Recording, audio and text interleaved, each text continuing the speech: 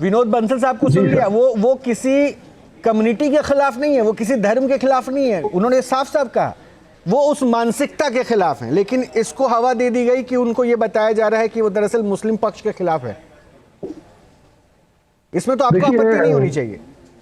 बड़ी अच्छी बात है जो स्पष्टीकरण इन्होंने दिया है, और वो स्पष्टीकरण उन लोगों को भी देना चाहिए जहां से ये बयान मूल रूप से जारी हुआ है। लेकिन मैं यहां पर एक बड़ी खास बात कहना चाहूंगा।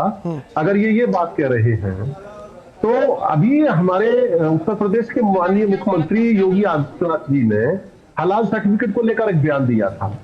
तो अगर इस नजरिए से अगर बात देखी जाए तो हलाल में भी तो ये सिक्योरिटी साबित होने की बात हो रही है।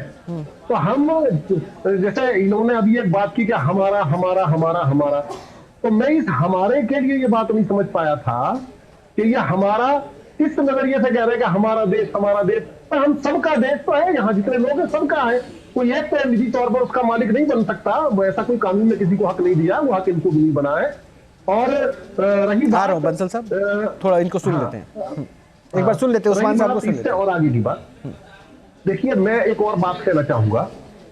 हमारा जो देश है वो संविधान से चलेगा और उसके तहत जो कानून बनाए गए हैं उनसे चलेगा।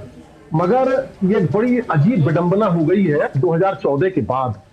इस देश को जो है अघोषित रूप से मनुस्मृति और धर्म के आधार पर चलाने की बात की जा रही है, और लगातार लोगों के बीच मनुस्मृति के आधार पर ही चलेगा। आप गलतफहमी मत करना।